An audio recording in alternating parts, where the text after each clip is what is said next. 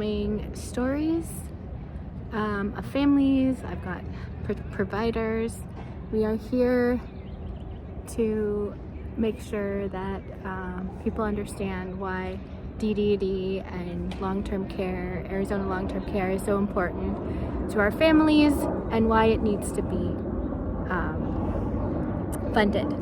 Hi, I'm Dr. Fici, and I'm here as first and foremost, as a proud disabled woman who is continuing to fight for disability rights.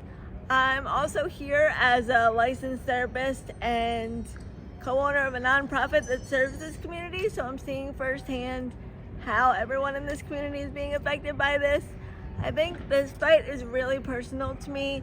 The services that are on the line right now are services that I used as a kid to get me to where I am today. I'm a working professional who has a fulfilling life and people that I love and a family and a husband and all of the things that everybody deserves in life, but I couldn't have gotten here without these services. And the fact that we are still fighting for them in 2025 and fighting for their legitimacy is just ludicrous to me. Quite frankly, like we've been here before, we've done this fight before, and I think what a lot of people don't understand is that these services are not optional. Right? A lot of them are life-saving, a lot of them are life-changing, and if we want to create an environment for disability where disabled individuals are contributing members of their society to the best of their ability, they need these services to be able to do that. So we keep cutting them off at the knees and saying disabled people need to contribute. So it's really kind of an oxymoron. And the fact that we're here again doing it it's frustrating, quite frankly, right? We need to get to a point where these services can't be on the chopping block anymore, because they are our lifeline to live in the community as we deserve to. And so that's what we're here for, and we will keep doing it as long as we have to do it. But I personally keep fighting for the day that we don't have to. I'm Jessica Gonzalez. This is Tori Gonzalez. Tori's 3. She, little backstory on Tori. She, at 36 weeks in utero, we found fluid on her brain. At 38 weeks, we did a fetal MRI and found out that she had a genesis of the corpus callosum. That put her at risk for seizures. At 2 months old, we had nothing going on. 2 months old, she started having seizures. We were flown to Phoenix and diagnosed with epilepsy. 3 months old, she had brain surgery, had her whole right side of her brain disconnected. Now we've got a whole compilation of all sorts of diagnoses, but DDD has given us the services to put it blatantly, keep her alive. Without the services, we wouldn't have her medications, we wouldn't have therapies, we wouldn't have her doctor, which is a specialized doctor in neurology that does epilepsy alone, and he nitpicks on who he takes for his patients. He's a godsend. He has kept us with our Tori. If we were to lose services, we would lose Tori. Well, I'm Courtney Burnett, and my daughter's name is Hannah Burnett. She's 20 years old, and she has a rare genetic disorder, spinal cerebral ataxia.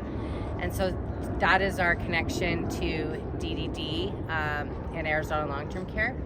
They provide her with not only phenomenal medical care, but OT, PT, speech, feeding therapy, which are critical because she has a neurodegenerative disorder. So keeping her brain engaged and active is one way we help actually extend her life and extend her brain activity and what it's doing.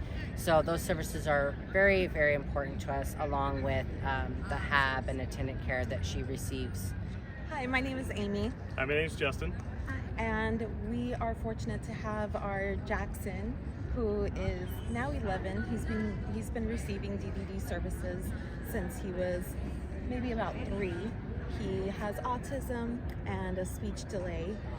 He is still receiving speech therapy services through DDD, and he has a voice now that we didn't know was possible thanks to DDD and our providers.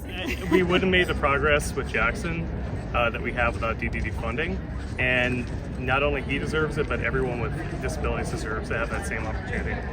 I just want to say to all of the advocates who have been writing, who have been calling, that they are hearing you guys. Like, this would not have happened without the amount of pressure, without the amount of emails that everybody who has sent in. I have spoken to so many House representatives, and the first thing that they say is, oh my God, you guys are a force to be reckoned with. They're like, he poked the wrong bear, and we are like, yes, he did. And they are extremely impressed with the level of advocacy coming from the community. So it's a huge win. We're not overly hopeful that this is going to go the way that we want it to, but just the fact that we're here and that Democrats have taken this big step of striking an entire bill that was already on the agenda to get this in is just a testament to the amount of work that everybody has done to get us here. And again, like, this is not gonna stop us. Even if it doesn't go our way, we're gonna come back and we're gonna keep at it, and we're gonna keep advocating, and we're gonna keep pressuring them, because this is our kids' lives. Like, let's just be honest. My name is Tara Coble, and this is my daughter Georgia. She's 9, and she has a rare genetic condition called Rett syndrome, 1 in 20,000 live births, and mostly affects girls. DDD funding is important to us because her syndrome is regressive. So every day she loses skills, and there's no cure for Rett syndrome. There are treatments, but our goal is to keep her body strong and her mind working as long as possible, so that hopefully she is still able to benefit from a cure. That research, they say, is 5 to 10 years out, and I'd like to think that she'll be here for it. But all of the therapies she receives help us try to maintain that. She receives OT, PT, speech, and we're in and out of hospitals testing. She sees upwards of 20 different specialists, and all of those people working together trying to keep her healthy and well. If we lost that, we would lose her, because it's regressive. One thing leads to another, and loss of skills, and loss of tone, and loss of, it's just a domino effect. So it's very important that we have access to these supports. So I'm Amber, the sun's in her eyes, but this is Faith. And we use DDD for all of Faith's therapies. She gets speech therapy. We're working on occupational therapy, but we're in a rural community, so finding qualified providers is really, really difficult, but we always have out a vendor call. Virtual speech therapy is what we get right now, because again, finding quality providers in our area is really difficult.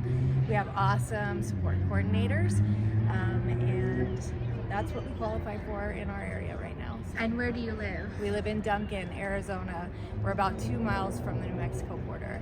So my name is Jana Merle. I am a parent of a young adult son with developmental disabilities who's 29, and I also work for an organization called Raising Special Kids.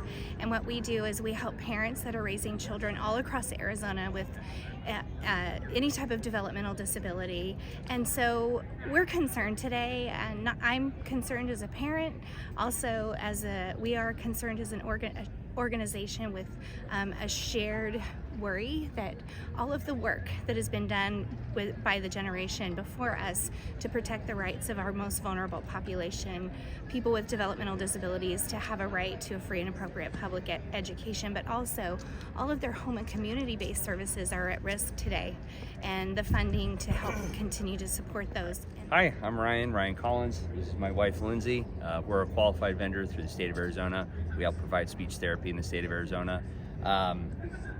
We're here today to provide support for all of the families that we provide services for that can't actually be here themselves.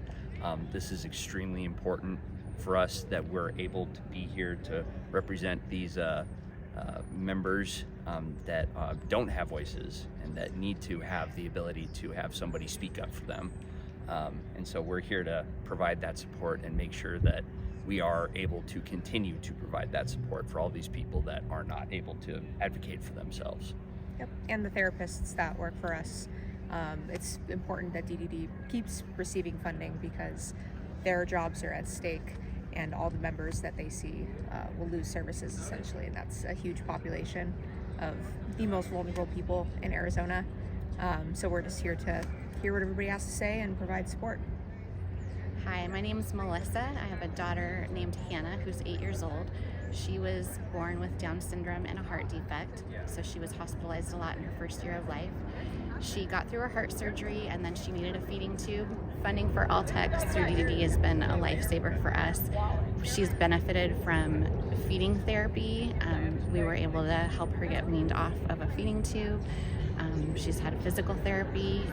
It's helped provide orthotic braces for her feet and ankles. At her first appointment, the specialist told me for kids like Hannah, if they don't have these braces, they would end up permanently disabled in a wheelchair because of the damage to their feet and ankles and knees.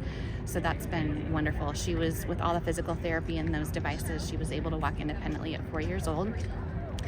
And she's doing well with her speech and occupational therapy, learning life skills. And then all of that has helped her to be able to thrive the way she has. And it's just been so good for her development. And she'll continue to need speech and physical therapy and occupational therapy for years to come, because Down syndrome affects cognitive abilities, physical abilities, and all of those kinds of things. So we're here just to show our support for the other families as well.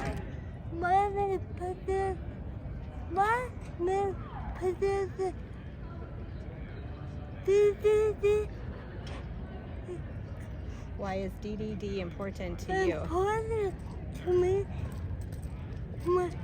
Help my family. And what else does it do for you specifically? What kinds help of... my family. Help me. Help me. Help me get ready. Help me get ready. What? Help me. Help you get ready in the morning. So I'm Cindy, Trisha's mom. Standing next to us is Liz, and Liz is a direct care professional as well. And with DDD support, our family and Patricia is able to have the in-home supports that Trisha just described. She requires total one-to-one supports, as you can see with her physical limitations. She is also engaged in the community, so the supports also extend to outside the home. But if it weren't for DDD supports, Patricia would lack the medical attention, the dental attention. She would lack the physical care and the emotional care. And for myself and her dad, who's not here at the moment, we are also aging parents, and we know at some point that we're going to have to transition. And preparing Trisha for that transition is a very big deal. So we are grateful for the DDD supports, and we truly could not be a healthy family, and Trisha would not be as healthy as she is today without those supports. Yep, this is Brooksiana. She's 23, she's going to be 24 in July. She started out, everything was fine all the way up till round 2, and then she started losing her words. And she's nonverbal autistic, although she can say a few words here and there. We used to have a lot of problems with behaviors, and because she was nonverbal, we didn't know that she was having problems with the antipsychotics, and she kept having muscle conditions causing the behaviors. And due to hospitalizations, DCS said she'd been hospitalized too much, and I was a single parent and a science teacher at the time, said that I couldn't take care of her, and they took her in June of 2018, put her in a group home where she went from a 1-on-1 to a 2-on-1 to a 3-on-1 in 2 months, and then they beat her up. She had burns all over her body. I shared her story with one of the committees a few weeks ago, which she had no nails, there was blood and feces in her fingers, and her hair was all matted. It was terrible when we saw her in the hospital, and that was August of 2018, 2 months after they had taken her. And then she was stuck in Aurora for almost 89 days. So 3 months in a mental hospital was like a prison, and they forced her to be on antipsychotics, which all her hospital records said she couldn't have, but nobody would listen to me. So long story short, after I got her back November 21st of 2018, I finished out the school year, took a leave of absence, and then the pandemic hit, and we did a lawsuit and just recently settled with DCS just last May. She hasn't been hospitalized since I took over as a caregiver, and hasn't been hospitalized since 2019. So we're trying to encourage them to keep parents as caregivers, because it would save them a lot more money having parents as caregivers, because of the fact that hospitalizations, we know how much that costs. Yeah. So just in the beginning, we're gonna practice a little call and response. You guys ready? Yeah.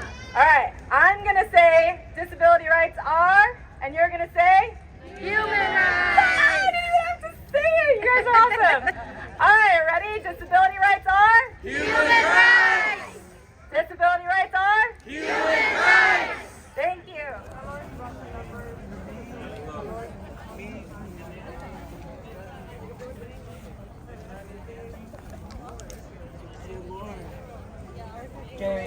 Her friend.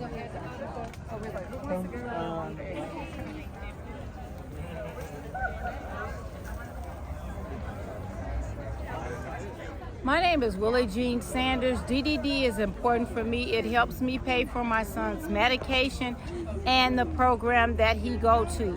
Without DDD, my family could not afford to be able to pay for his medicine, which he's on 2 epilepsy medicine. He has seizures really, really bad. And that DDD helps my family to pay for his medication and all of his doctor bills. Mom, say. Do you have anything to add, Jamal? Mom, do you? No. No, you just said it. Yeah. So yeah, it's very important. Yeah. Okay. Well, thank you so much for sharing that. You're welcome. My name is Michelle Thorne. I am the co-founder of Care for the Caregivers and the Arizona Spellers Academy.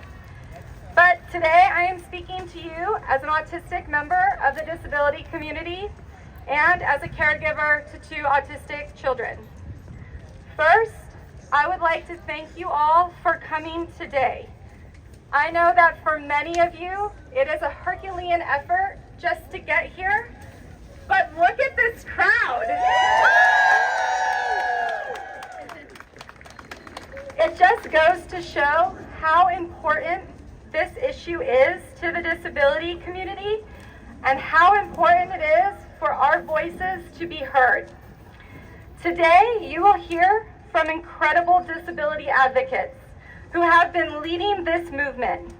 You will learn how critical Medicaid funding is for the survival of a lot of the children you see here today and a lot of individuals in the disability community. Today, we have invited members of the legislature to be here. We invited Republicans and Democrats. We're going to see if they can make it. They're voting on a lot of bills. If they pop up, they're going to run up and speak. But we made a deal. We made a deal that they could only speak if we had a Democrat and a Republican. Because this issue should not be a partisan issue.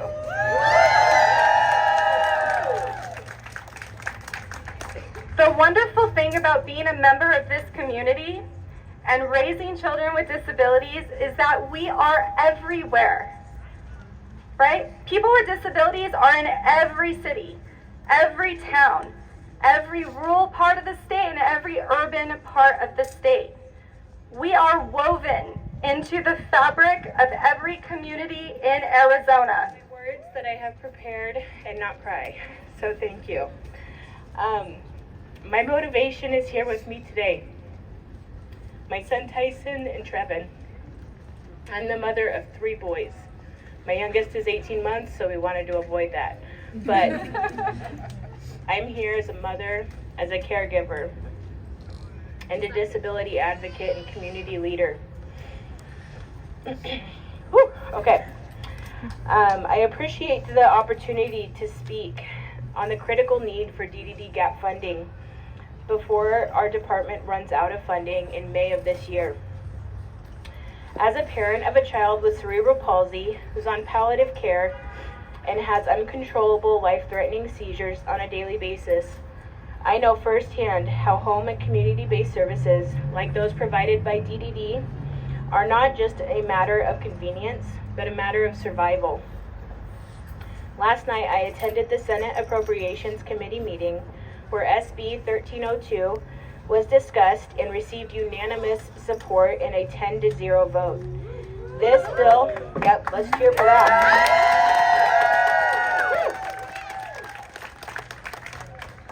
This bill, sponsored by Senator Finchman, would increase provider rates for DDD and Arizona long-term care recipients in the coming fiscal year. Senator Finchman stated last night, there are 4 things that the state is responsible for taking on. One of those is taking care of those who cannot take care of themselves. The strong bipartisan support shown by our state senators for the DDD population is extremely encouraging, and I hope this same spirit of collaboration carries forward as we address the urgent need for DDD gap funding, while we work on long-term cost-saving solutions and safeguards to strengthen these essential programs. DDD provides critical services for over 6,000 Arizonians who qualify for an institutional level of care. Due to their significant disabilities, services such as attendant care, habilitation, skilled nursing, group homes, day programs, and therapies allow individuals to remain in their homes and communities where they can thrive with the proper support. Arizona has been recognized for providing comprehensive and cost-saving disability services, helping families stay together while avoiding the extreme financial burden of institutional placements. Now is not the time to move backwards. And commitment. My name is Dr. Kathleen Muldoon, and I am a resident of Congressional District 28, Representative Livingston's district. Yeah. I am a tenured medical school professor and, most importantly, the mother and primary caregiver of a medically complex child. I stand here before you today and with you in community to show my unwavering support for Arizona Medicaid services, ALTCS and DDD, which are facing devastating funding cuts. These programs are not just numbers on a budget, they are the foundation of health, dignity, and independence for individuals with disabilities. Woo! I want to hear you. One of those individuals is my son, Gideon. At just 11 years old, he carries 42 medical diagnoses and relies on a team of 20 healthcare professionals, as well as my husband and me, to navigate daily life. In another era, Gideon would have been institutionalized, separated from his family and his community. But thanks to Arizona Medicaid, he has access to the therapies and services that allow him to thrive, not just survive. Hannah needs help with every task: eating, drinking, brushing her hair, getting dressed in the morning. She requires specialized therapy to access her world. These services, like Gabby said, are not luxuries, they are necessities that keep her alive. Without Arizona's long-term care, we're not talking about inconveniences, as some representatives have indicated. We're talking about a death sentence for people like my daughter and many others. After high school, there was not many options for Hannah to go into day programs, and the ones that I did find turned her away. Not because they're cruel, but because they do not actually have the staffing, the caregivers, once again, to provide the one-on-one care that my complex daughter needs to be a part of those programs. So once again, it falls on me. I work when I can, but my ability to provide for my family depends entirely on the community and home-based services that are at risk today. Yes. If I don't have a provider, I can't work, and I can't provide for my own family. These are many roadblocks that many others face. It's not unique to me. It's one that faces our community. About 1 in 5 people with epilepsy have intellectual disability.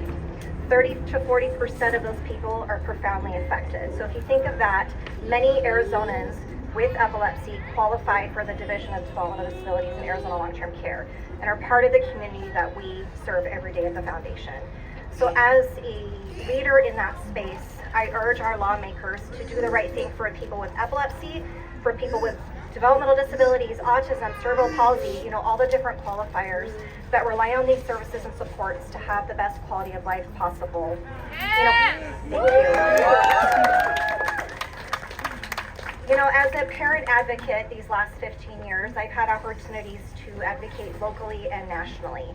And I admit I've always felt proud to share that I was an Arizonan because we have the reputation across the country for having good quality services for people with disabilities. Please don't take that away. I'm a native to Arizona. My husband and I have raised our kids here, our families live here, and I have been grateful that our lawmakers have seen the need to protect our most vulnerable. We urge you today to remember that. Come together. It shouldn't be red or blue. This is about people who have dignity, who contribute to society, that change our lives for the better. And we need all of you, all of our voices together to make sure that our DDD program is properly funded. So I'm honored to join the fight with you guys, to advocate and to come up with solutions so we can do better and continue to do what we do here in Arizona, which is protect people with disabilities and provide the support they need to live in our communities. DDD is important to us because it helps us with my children's care. Whether it be therapies or caregiving, it helps them become more independent. It focuses on their safety and health and well-being. And without it, we don't know where we would be. Can I say something? Yeah, as long as you're appropriate. I am. Without DDD, I would not be able to cook, not be able to fold my own clothes, not be able to make a laundry, not to clean dishes, not to clean my house, make a schedule, sign a contract. I wouldn't be able to do sports properly, look people in the face while talking to them properly. I wouldn't be able to do many things like that. So with DDD, that helped me. It helped me get through life throughout school. It made it where I could make friends, join the basketball team, football team. It made my life a lot better, and that's why I think we need it more often in people's lives. My name is Emmy Myers, and this is Ariana and Graciana. We're also representing Talon and Diana, who are not here today with us. DDD is important to us because they help. The therapies have been incredibly helpful to our children to grow and prosper and develop skills that they wouldn't have elsewise. The respite program makes it so I can bring my children 400 miles for appointments and know that my other kids are taken care of at home. The paid parent program has made a huge difference in my life. My husband works 90 miles one way from home. There are days we don't know if he's gonna have gas money to get home. So this program has made it to guarantee that. My children are medically complex and they need their mom. I can't go get a job. It's not feasible with 4 special needs children. Any special needs child, really. But DDD is vital to my family, and we would be lost without it. But there are 4 things that state government is responsible for: public safety, education, infrastructure, and taking care of those who can't care for themselves. So my heart is with you. It's an honor, and I work for you. All right? God bless you. I first want to commend Senator Fincham. I don't know if any of you saw the appropriations meeting the other day, but he spoke so inspiringly and beautifully about the needs we have in the DDD in the community, and I was so moved by it. And it really, we're on the opposite sides of the aisle, but I was so moved and inspired by his words, and I'm glad to follow him up here. So all of you have reached out, and in my experience as a new legislator, I've never seen anything like it. I think we received over 500 emails, if I'm not mistaken. And it's not those templated cut and paste things that legislators tend to look at and maybe ignore. They were personal, painful stories, and I spent weekends, and I'm still spending time reading through all of them. And I'm so impressed by the resilience and the passion and the expertise of all of you that are writing to us. I just want to relay a couple of those stories, and maybe even some of the folks are in the audience here, but one mother, Sarah, told me that her 9-year-old daughter, who lives with Prader-Willi syndrome, muscular dystrophy, and autism, requires round-the-clock supervision. I know this is all familiar to you. Multiple interventions to keep her alive and progressing. She wrote, "Without the funding for disability services, I'm afraid we will become an even heavier taxpayer burden." That broke me to hear her describe herself as a taxpayer burden. Another worried parent, Rachel, told me about her daughter diagnosed at 2.5 with autism, and the diagnosis changed her family's life. And my nephew is autistic, and I know what she's experiencing. And she's now 7 years old, living with autism spectrum disorder, level 3. She relies on the programs that our legislature is contemplating cutting. Cutting disability funding by 25%, as has been suggested over in the House, is not a viable solution because our families and our children with disabilities cannot simply cut their needs by 25%. So to the hundreds and hundreds of families that have reached out, concerned about these proposed cuts, I want to thank you. I want to say that we hear you. We hear you on both sides of the aisle. And I want you to know that we will fight, fight, fight to preserve this funding. There was another mom that reached out to me. Her name is Erin, and she has 2 disabled children. And the words she said just touched my heart. She said, "We've been advocating for our kids' rights since their first breaths, and I will continue to fight for them until my last." We have to ensure that our budget reflects our values. So, when you think about the budget for the next year, we have to have our budget reflect our values. This request for supplemental funding has been presented to some as like, this is new, this is mismanagement, why are we doing this? We've had supplemental funding for the past, since I've been paying attention, the past 8 years for far more amounts. This is the most sacred need that we have to fulfill as legislators, and I will stay with you in this fight. And keep those letters coming, because people are noticing, people are reading those letters. Help our government leaders understand the magnitude of their vote and how it will impact the children of Arizona. 20 years ago, we became a run-of-the-mill foster family. We had 2 healthy biological children, and we're well aware of how many children in Arizona needed a family, either temporarily or permanently. So we knew that fostering and adoption was our next chapter. Nearly 6 years ago, we became licensed to foster children who have developmental disabilities. Before becoming a mom, I grew up working with people who had disabilities and adapted recreation, seeing the wonderful programs and support that enhance the lives of the participants I serve. As a mom, I knew how much our family could offer children within the disabled community. While we thought we were done adopting, we were proven wrong a few times. I have 13 children, ages 5 years old to 25 years old. I am old. 11 were adopted through foster care. 5 of our children have a developmental disability, all with varying degrees of functioning.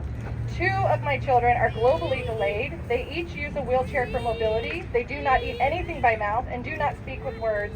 Both lived the majority of their lives in a medical group home. Being raised by staff. Not anymore. I often hear, "How are you able to do this?" First I hear, "You have how many kids?" Then comes the questions of how we function as a family and how our kids' needs are able to be served. The answer is always the same. We have an incredible support system. Because of services through DDD, our kids are able to be kids, not patients, not clients, but children. They're here, over here, the 2 that I'm speaking of, and my son Eli is also our caregiver as well. They go to the park, to the zoo, they play with slime and sensory activities. They are each medically fragile and receive speech, occupational, and physical therapy in our home, so they are not exposed to germs. Some might think this is merely a convenience, but we assure you this is a life-saving allowance. Our 5-year-old daughter has only been with us for 6 months. Since coming to us, she is sitting up for longer periods, crawling farther than ever, using her gait trainer to get all around the house, using her right side more, which is her weak side, recognizing us as mom and dad, and showing attachments to her family. Her therapists feel confident that one day she will walk. How is this possible? Because she is being raised by her family. She is not not surrounded by staff all day, but we are able to support her therapeutic interventions in between sessions. None of this comes easily. It is work for our kids and the families who are supporting them, but we see how priceless these services are to help our children live their very best lives. My kids are living proof. Cutting services to the Division of Developmental Disabilities is saying you don't value the worth of our children. It is taking us back to a time where institutions and congregate care are acceptable and the norm. I know that is not true. I know no one would put a price tag on the lives of our children. Thank you for hearing me today, and I urge our leaders to remember our family and all of the families here as they cast their vote. Thank you to the community who continues to support each other, even during divisive times. Together we are strong, and we will not back down. So first, I just want to start by thanking everybody for coming out today. Like everybody has said before, I know that it's a Herculean effort. All of us definitely struggle to get out to things like this, and it means the world to each one of us in this community to see so many faces. So thank you. There are so many powerful stories of resilience, sacrifice, and love within this community. I'm grateful for the opportunity to share my son's story. I wish I could know for certain, but based on what I know about my son, I think he'd love to be up here telling his own story if he could. Instead, my brave, beautiful 13-year-old boy is trapped inside of a body that is consistently fighting against him, rather than empowering him. Caleb cannot come stand here because his legs have slowly atrophied to no longer carry him. He can't share his story because the language center in his brain did not fully develop to give him speech. His hands and fingers shake, making pressing buttons difficult, and his optic nerves distort the images in front of him for his brain to process. His autism makes him seek painful stimuli, and his intellectual disability confuses his processing. The challenges that Caleb faces every day seem insurmountable to me as his mother, but I watch him day in and day out find ways to smile, to laugh, and to play. Watching him continue to try gives myself and the wonderful team that we've built to care for Caleb's myriad of needs a powerful drive to help him navigate this world that isn't at all built for him. And I think a lot of you know how that feels. The therapies and services that he's received through DDD are the reason that Caleb is able to safely chew food, hold and take a drink of water from a sippy cup when he needs one, clap along to his favorite jams, adjust his body to get more comfortable in his wheelchair, gesture toward a favorite toy, select the snack he wants most, give his sister a hug without pulling her hair, and they gave him the beautiful chance to feel the freedom of walking at one point. These skills and experiences give Caleb a version of independence that you and I may find devastating, but to him, these are lifelines. And we have to fight to maintain these skills every single day, at the same time that his body is fighting back, confusing him with seizures, with chronic pain, sleepless nights, and all kinds of dysregulation. Without the home and community-based services through DDD that have taught and empowered this incredible boy, I can assure you, Caleb would spend the majority of his days inside of a hospital or in an institutional setting. The light in his eyes, that irresistible smile that we all know is hard fought, the joyful claps, and the sweet giggles, they'd be stifled and they'd be secluded. What could possibly be worth that kind of loss? There are several reasons why the funding shortfall has occurred within these programs, but our children's needs aren't simply budgetary line items. You can't quantify the importance of a family staying together, a child staying with his parents, siblings growing up under the same roof. I know that so many say that they intend to support DDD programs, but actions right now matter.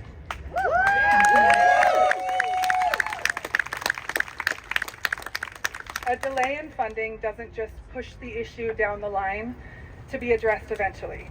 It means a lack of critical skilled nursing for our most vulnerable population. It means beloved caregivers leaving this field for good to seek more stable and certain income. It means our disabled community is pushed aside yet again for political games, finger pointing, and blame. It's a slap in the face, and we all know it. So, if any of the legislators have a chance to see this, I implore, set down your resentment. Look at this community and tell me what's most important. Appropriate the gap funding today and show this community that you know how valuable it is and how worthy it is. And show Caleb that his smile and his life actually matters. Thanks. My name is Rachel Lack. My son Henry is 13 years old. He was diagnosed with profound level 3 autism just before he turned 3. We followed all the advice and got him set up with DDD and ALTCS within 6 months. He had 40 hours a week of rehabilitation therapy, 1 hour a week of OT and speech. We saw progress with all of these therapies and services. A few years later, we were able to get another hour of speech a week, which we had to fight for. My son is non-speaking, and I cannot believe that we had to fight for 2 hours, but we finally did. Even though he's still non-speaking, he can communicate with us so well using his AAC device, which stands for Augmented and Alternative Communication Device. He uses his iPad with the Touch Chat app on it. He got his device through DDD, and we're so appreciative and thankful he has his voice. It was life-changing the first time he was able to tell us what he wanted to eat, and it was pancakes, and you bet that we made him pancakes within 10 minutes. Without his DDD provided device, Henry would not be able to communicate with us. This is his voice he takes with him everywhere. Everyone in Arizona deserves to have access to a free device to communicate with.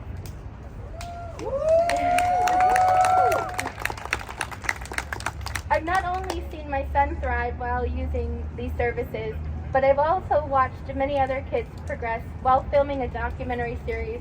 I've followed 10 to 15 kids in Arizona for the last 10 years, and all of them have progressed using the DDD services. In fact, a few of them don't need the services anymore because they got the help right when they got diagnosed with early intervention. So it's so important. We need these services for our community to continue thriving. For some, it is life-saving. My son is now a teenager.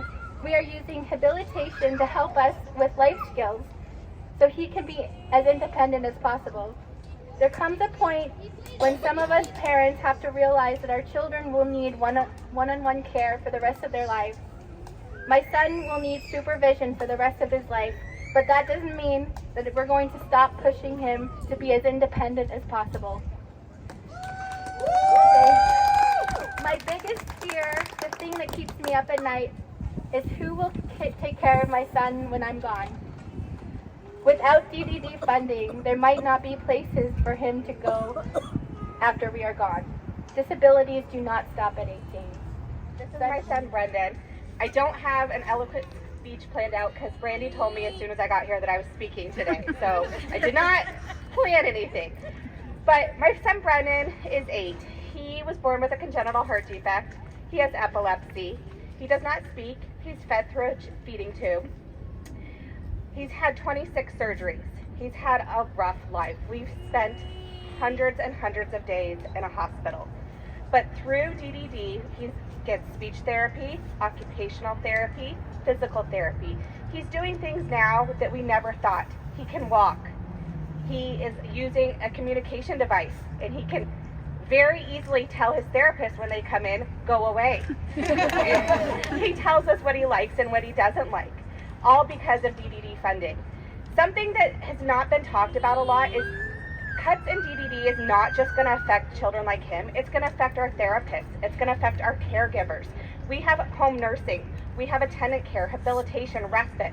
Where are these people going to go if their funds are cut and they don't have a job anymore? Our therapists have been with us for years. They're like our family now. If funding is cut and they don't have patients to provide services for, what are they going to do? What are those companies going to do if they have to shut down? So this is bigger than just our kids. This is affecting thousands and thousands of people.